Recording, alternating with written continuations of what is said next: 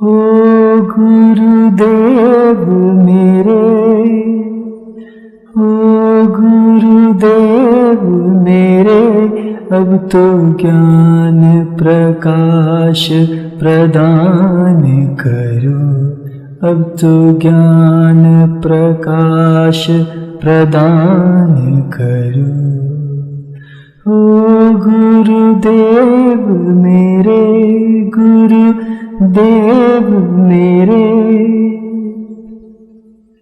कब से भटक रही थी जोगन में, कब से भटक रही थी जोगन में, अब तो चरण धूलि प्रदान करो, अब तो ज्ञान प्रकाश प्रदान करो। ओ गुरुदेव मेरे, गुरुदेव मेरे,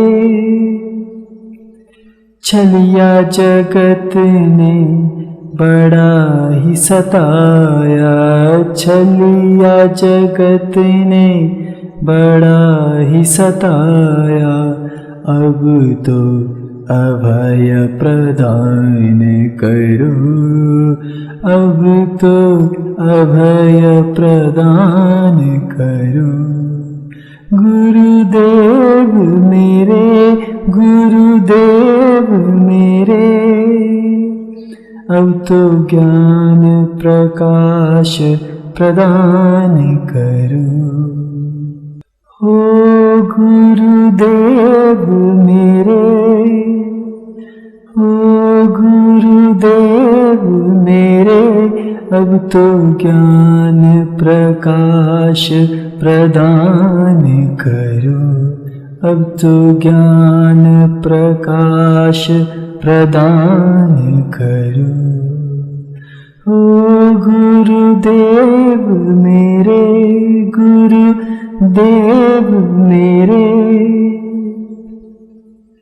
कब से भटक रही थी जोगन में, कब से भटक रही थी जोगन में, अब तो चरण धूलि प्रदान करो, अब तो ज्ञान प्रकाश प्रदान करो। ओ गुरुदेव मेरे, गुरुदेव मेरे,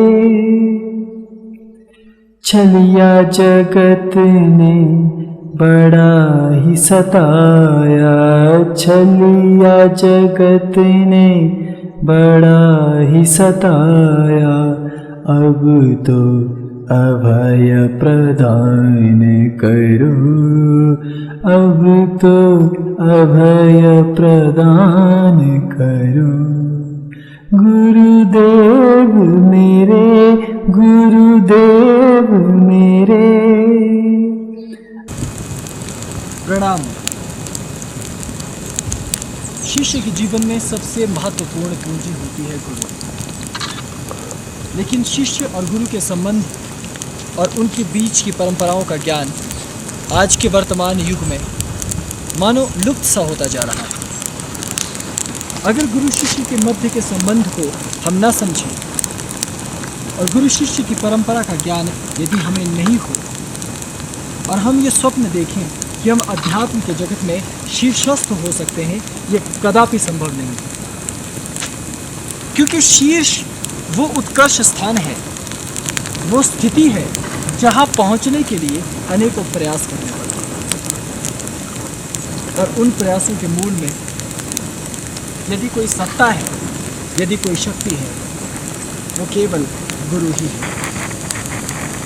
हालांकि गुरु का स्वभाव कैसा हो, गुरु का चिंतन कैसा हो, गुरु का स्वरूप कैसा हो, इसके संबंध में शास्त्रों ने अनेक धारणाएं और अवधारणाएं दी, अनेक नियम बताए।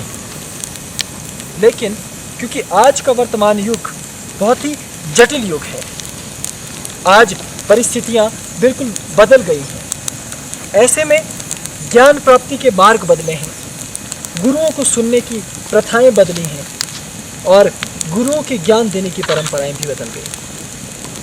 लेकिन एक चीज विचारणीय है कि प्रत्येक गुरु और प्रत्येक शिष्य, क्या वो सभी अपने आप में परिपूर्ण हैं?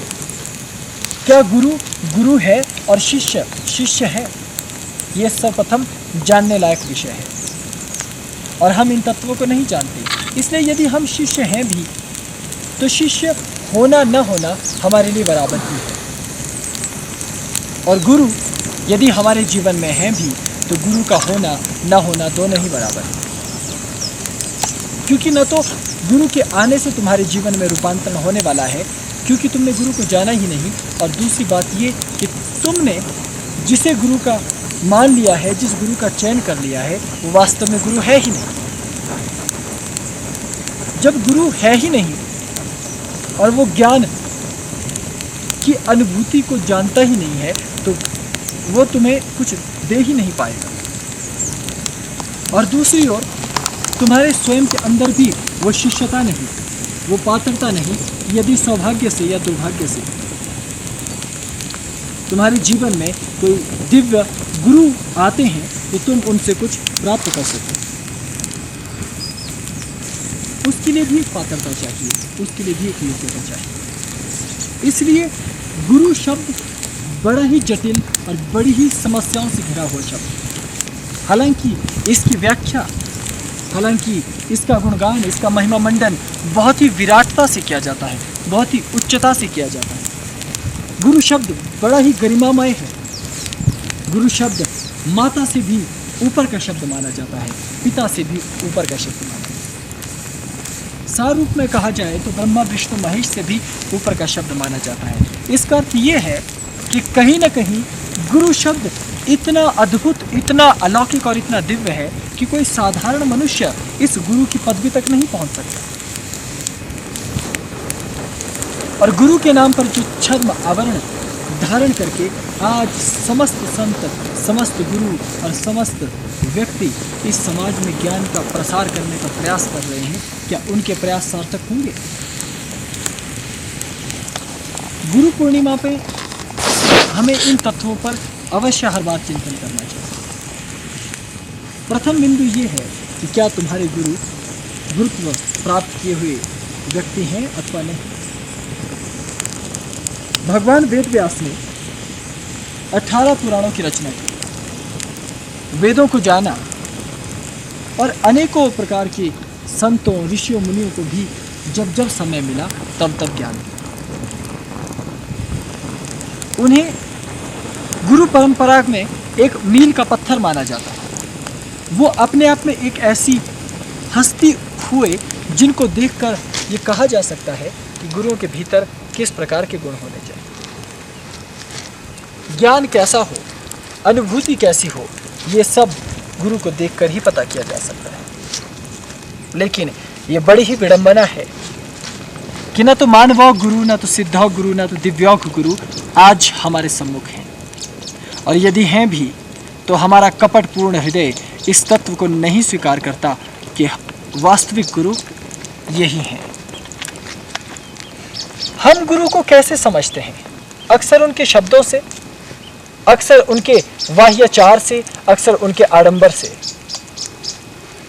इसलिए हम जिस व्यक्ति को गुरु एक बार मानकर बैठ जाते हैं तो फिर उसे ही अपना पूर्ण गुरु मान लेते हैं। लेकिन कई बार हमारा ये चयन जीवन में सही नहीं होता। इसलिए साधक को हर गुरु पूर्णिमा पर लौटकर अपने आप से ये प्रश्न करना चाहिए कि जिस गुरु पर वो पूरी तरह से विश्वास करता है, जिस गुरु पर उसने अपने जीवन का उत्तरदायित्व रखा है, क्या वास्तव में उसके गुरु उसके लायक हैं भी अथवा नहीं। गुरु की विराटता, गुरु की विशालता उसके आडंबर में या उसके भौतिक ज्ञान में नहीं है। गुरु अपने पुरुषार्थ से शिष्य को निर्मित करने की सामर्थ्य रखते हैं, इसलिए वो गुरु होते हैं। किंतु यहाँ पर भी एक शब्द फिर किंतु है।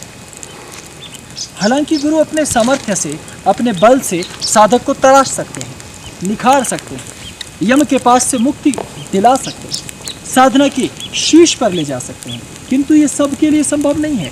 अगर 1 करोड़ व्यक्ति मुझे सुन रहे हैं और सब के सब ये सोचें कि हम महायोगी के पास जाकर कुछ ग्रहण कर लेते हैं और हम फिर अध्यात्म के शीर्ष पुरुष हो जाएंगे, ये मूर्खता है।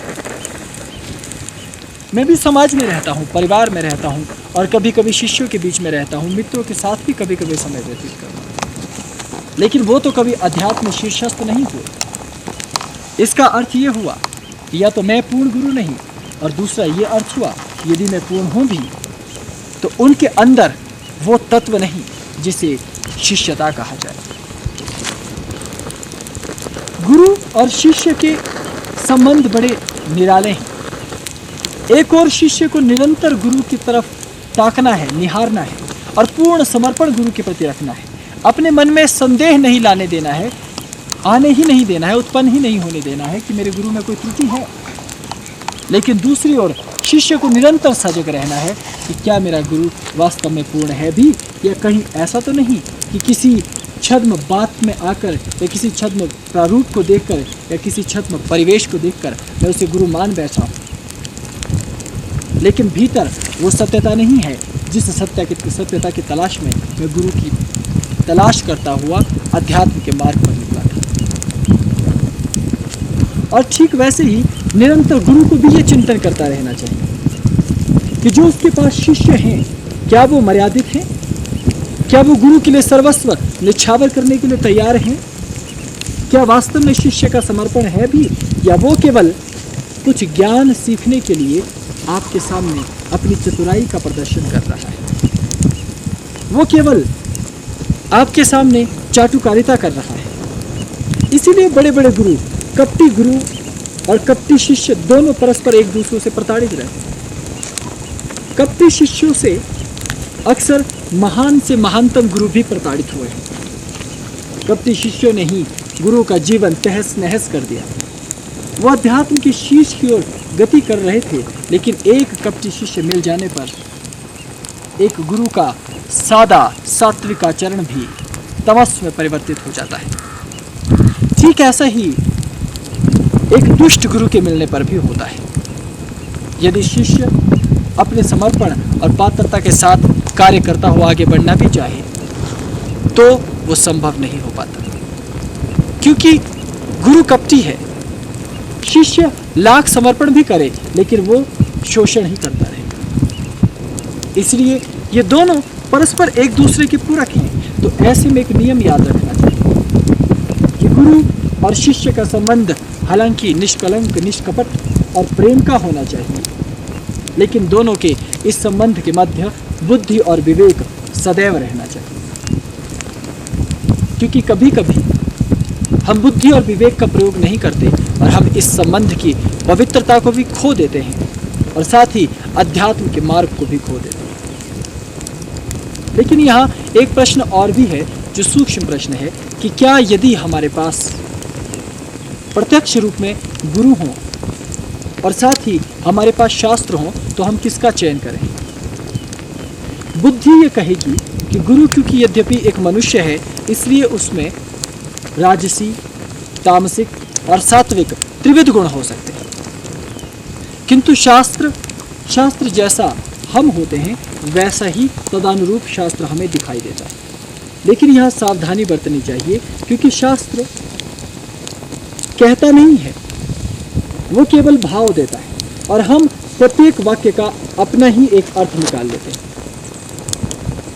जैसे अगर गीता में कहा गया है कि हे अर्जुन, तुम्हारे सम्मुख जो गुरु हैं वो पाप का पक्ष ले रहे हैं, इसलिए तुम उन पर बाण चलाओ, तुम्हें उनसे युद्ध करना चाहिए।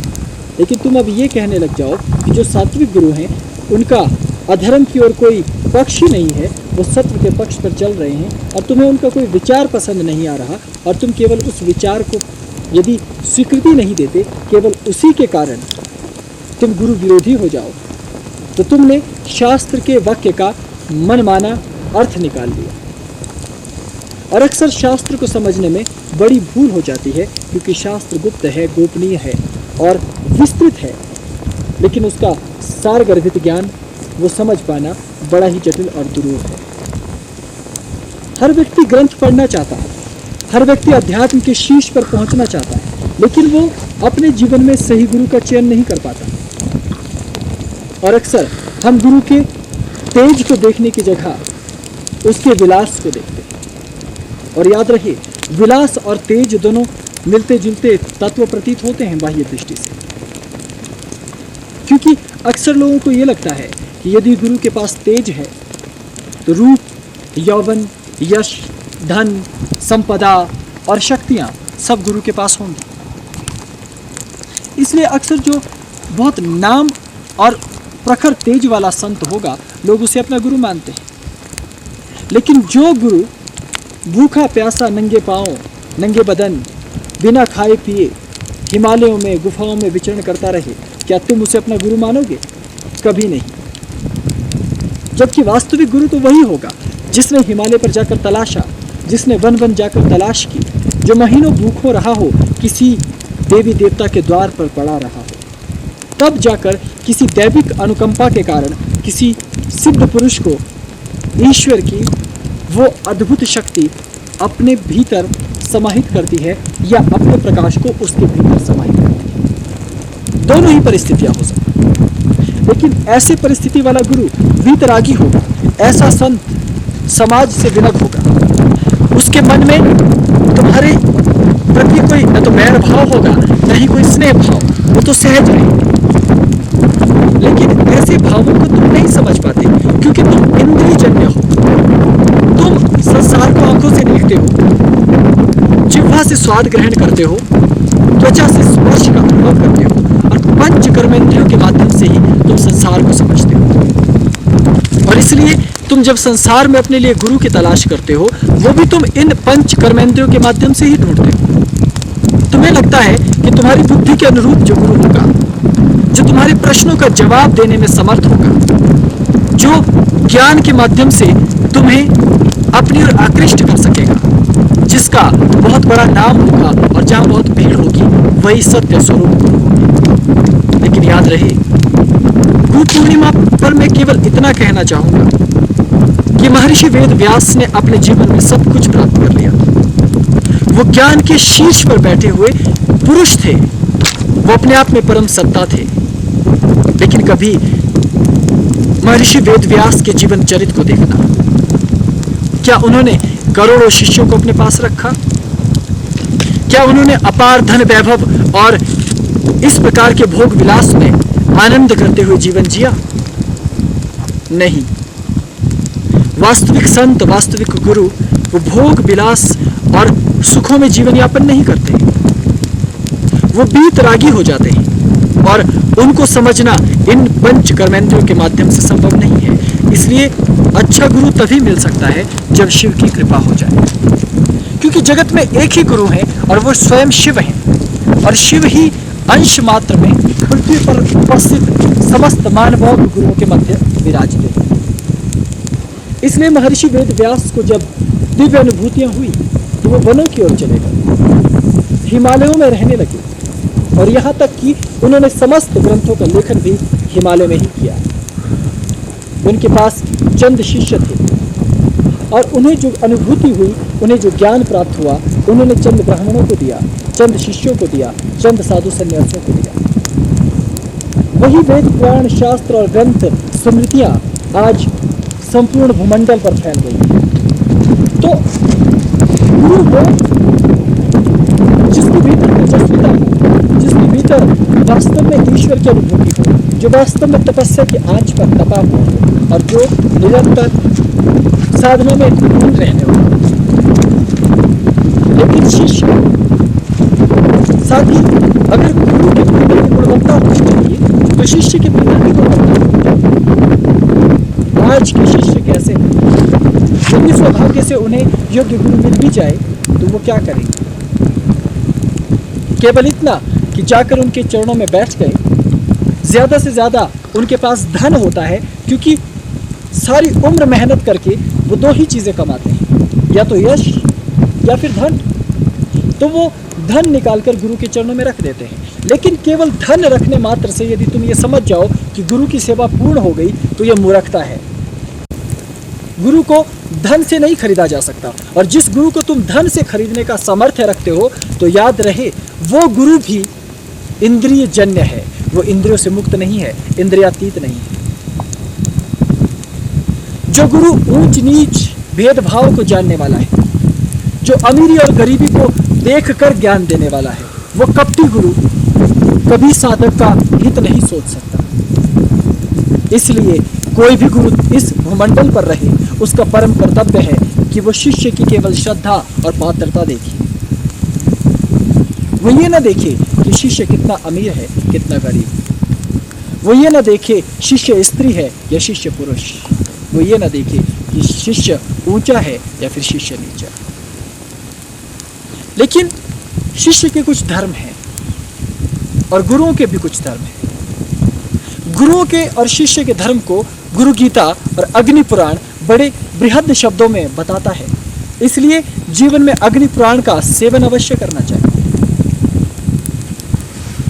गुरु का आचरण कैसा हो, गुरु का सामुद्रिक शास्त्र कैसा हो, इन सब के संबंध में बड़ी बृहद टीकाएं की गई है। और हम गुरु बनाने में बड़ी जल्दी करते हैं। मानो आज ही कोई व्यक्ति मिल जाए तो आज ही गुरु धारण कर लिया जाए। अरे गुरु जन्मों जन्मों का संबंध है, और एक गुरु को प्राप्त करने के लिए यदि तुम्हें एक पूरी आयु भी रुकना पड़े तो तुम्हें रुक जाना चाहिए, क्योंकि सामर्थ्यवान गुरु के मिल जाने पर फिर तुम्हें अपने ऊपर बोझ रखने की जरूरत नहीं है। फिर गुरु हैं, सब उन पर छोड़ देना, वो संपन्न करने में समर्थ हैं, इसीलिए तो गुरु हैं। लेकिन उस गुरु का परीक्षण करने के लिए तुम्हें सारी उम्र भी बितानी पड़े तो उसे भी कम ही जानना। और साथ ही साथ अपने आप को भी टटोलते रहना। अक्सर हम गुरुओं के बड़प्पन, गुरुओं की बड़ाइयों को तो देखते हैं, उनको तो तलाश करते हैं, लेकिन अपने हृदय के भीतर झांक कर नहीं देख पाते। और यही कारण है कि गुरु शिष्य का संबंध आज वैसा संबंध नहीं रहा जैसे पूर्व में संबंध था। गुरु आज भी वही माध्यम है जो प्राचीन समय में था, लेकिन इस प्रणाली को, इस संबंध की पवित्रता को, इस संबंध की नैतिकता को समझना होगा।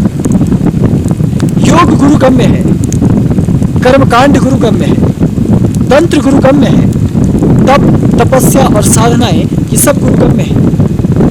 और यदि तुम बिल्कुल निपट मूल हो, अपने आप को पूर्व के कालिदास समझते हो, तो भी गुरु के पास शक्तिपात, ब्रह्मपात, उधर्मपात और इससे भी ऊपर की विद्याएं हैं।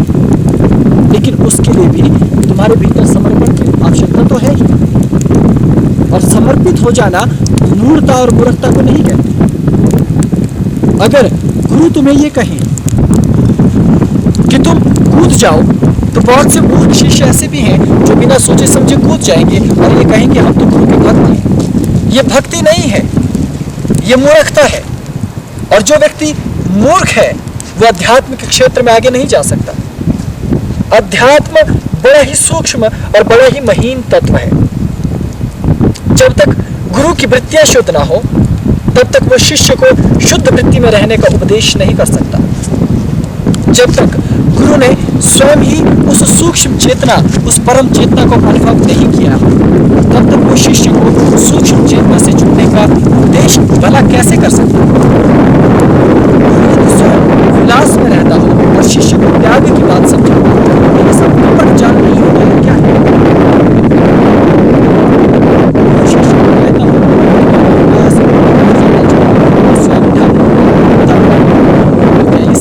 समर्थ गुरु की पहचान और निशानी है। इसलिए इस संबंध को समझना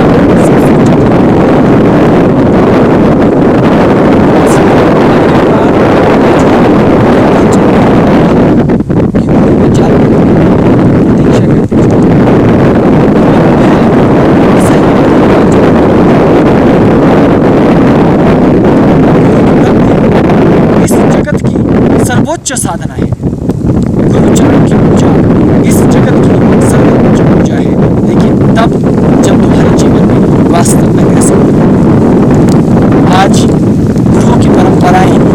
सांसें ले रही हैं। आज ज्ञान की परंपराएं दम तोड़ने की कगार पर हैं, क्योंकि आज वास्तविक गुरु रहे ही नहीं। आज बहुत चाटुकार गुरु हैं, शब्द विन्यास अच्छी तरह से करने वाले गुरु हैं, अच्छी उच्च कोटि का तर्क और वितर्क देने वाले गुरु हैं, लेकिन स्वयं साधना और अनुभव को जानने वाले गुरु कहीं भी विद्यमान नहीं है। ऐसी स्थिति में शिष्यों को सावधान रहना चाहिए, उन्हें और अधिक गंभीरता से और अधिक चिंता करते हुए इन तत्वों को जानने का प्रयास करना चाहिए। गुरु मंडल एक बृहद मंडल है, जबकि आमतौर पर लोग गुरु शब्द से एक ऐसी प्रतीति रखते हैं कि एक व्यक्ति विशेष या एक शरीर विशेष गुरु है। लेकिन गुरु जब हम कहते हैं तो वो गुरु मंडल होता है, वो एक क्रम है। जैसे मेरे पीछे मेरे गुरु, उनके पीछे उनके गुरु, उनके पीछे उनके गुरु, और क्रमशः शिव गुरु। तो ये जो क्रम है इसको गुरु मंडल कहा जाता है। और जब हम किसी गुरु से जुड़ते हैं तो वास्तव में हम एक गुरु विशेष से नहीं जुड़ते, अपितु उस विशिष्ट गुरु मंडल से जुड़ते हैं। इसलिए जब हम गुरु को प्रणाम करते हैं तो वो पूरे गुरु मंडल को प्रणाम होता है। इसलिए जब हम गुरु की आराधना, गुरु की साधना, गुरु की स्तुति करते हैं तो वो समस्त गुरु मंडल की स्तुति होती है। इसलिए दोनों संबंधों का विश्लेषण करना बड़ा ही अनिवार्य है। और एक बात मैं यहाँ और फिर दोहराना चाहूँगा, जो मैं बार बार दोहराता हूँ, कि यदि मैं तुम्हें ये तत्व समझाता हूँ, यदि मैं तुम्हें ये तत्व बताता हूँ, तो इसका अर्थ कदापि ये नहीं है कि तुम मुझे सुन लो या मेरी वाणी सुन लो और कल से ये मानकर बैठ जाओ कि मैं ही तुम्हारा गुरु हूँ, और तुम ये चेतना अपने भीतर जागृत कर लो कि नहीं, अब मुझे उनके पास ही जाना है। ये भी मूर्खता ही है, क्योंकि संत का एक स्वभाव होता है उपदेश देना और ज्ञान देना। इसलिए जितना मेरे अंदर ज्ञान होता है वो मैं तुम्हें देता हूँ, लेकिन इसका अर्थ कदापि ये नहीं कि मैं स्वयं में एक योग्य गुरु हूँ। इसलिए शिव परंपरा को तुम्हें जानना होगा, स्वयं पुराणों का तुम्हें अध्ययन करना होगा, स्वयं गुरु गीता का तुम्हें अध्ययन करना होगा, और स्वयं तुम्हें अनेकों गुरुओं के पास जाकर देखना होगा कि वास्तविक गुरु कैसे होते हैं, परम गुरु कैसे होते हैं। तभी तुम्हारा ये जीवन पूर्ण हो पाएगा और तुम एक समर्थ शिष्य बन पाओगे। अन्यथा मैं तो स्पष्ट शब्दों में कहता हूँ कि यदि तुम्हारे पास योग्य गुरु नहीं है तो तुम अपनी गृहस्थी में चुपचाप मौन बैठे रहो और वहाँ ओम नमः शिवाय या ओम शिवोम हंसः मंत्र का जाप करते हुए शिव की स्तुति करते रहो, तब तक जब तक कि तुम्हें तुम्हारे योग्य कोई सदगुरु न मिल जाए। क्योंकि एक गुरु वो तो जन्मों जन्मों का साथ निभाने वाले होते हैं, वो इतने अमोघ और दिव्योग होते हैं कि उनके सामने फिर सृष्टि की समस्त सत्ताएं लगभग व्यर्थ सी प्रतीत होती हैं। यदि गुरु हैं तो जीवन फिर अपने आप में परिपूर्ण है। यदि गुरु है तो सभी कलाएं हमारे सम्मुख नृत्य करती हुई हैं। यदि गुरु हैं तो सभी साधनाएं हमारे सम्मुख दासियों की भांति गिड़गिड़ाती रहती हैं। यदि गुरु हैं तो परम विचार हमारे अंदर है। यदि गुरु हैं तो समस्त कृत्याएं हमारे लिए दासियां हैं। गुरु हैं तो परम विज्ञान है। गुरु हैं तो सच्चिदानंद घन परमात्मा की भी सहज प्राप्ति हो ही जाएगी। इसीलिए वो ब्रह्मा विष्णु महेश से भी पार है। लेकिन क्या सचमुच जितनी स्तुति वेदों ने की है, पुराणों और शास्त्रों ने की है, क्या सचमुच तुम्हारे पास एक ऐसा गुरु है? यदि नहीं है तो आज मेरा केवल इतना ही उपदेश है कि तुम्हें अपनी तलाश अभी जारी रखनी होगी। गुरु धन से नहीं मिलेंगे, गुरु केवल सेवा करने से नहीं मिलेंगे, गुरु केवल पुकारने से नहीं मिलेंगे। उसके लिए तुम्हें अपनी चेतना को अतीन्द्रिय करते हुए शिव की कृपा प्राप्त करनी होगी। यही वास्तविक गुरु की पहचान है और यही गुरु शिष्य परंपरा की मूल भूमिका और मूल प्राण भी है। इसलिए मैं केवल इतना कहूँगा कि पहले गुरु को जानने में जल्दबाजी न करना, और यदि जान गए हो तो फिर समर्पण करने में देरी न करना, और दोनों तत्वों को अपने साथ संयोजित करते हुए फिर गुरु को आत्मसात करते हुए उनकी वंदना और पूजा करना तभी तुम जीवन में परम पद और उच्च पद को प्राप्त कर पाओगे। गुरु पूर्णिमा के इस अवसर पर मैं अपने गुरुदेव का हृदय से स्मरण करता हूँ और इस संपूर्ण विश्व में जितने भी दिव्य गुरु हैं उनकी वंदना करता हूँ और हृदय से गुरु परंपरा को नमन करते हुए प्रार्थना करता हूँ कि वो मुझ पर और समस्त शिष्यों पर अपनी कृपा का इसी प्रकार से वरद हस्त रखें। ओम नमः शिवाय। छलिया जगत ने बड़ा ही सताया, छलिया जगत ने बड़ा ही सताया, अब तो अभय प्रदान करो, अब तो अभय प्रदान करो। गुरुदेव मेरे, गुरुदेव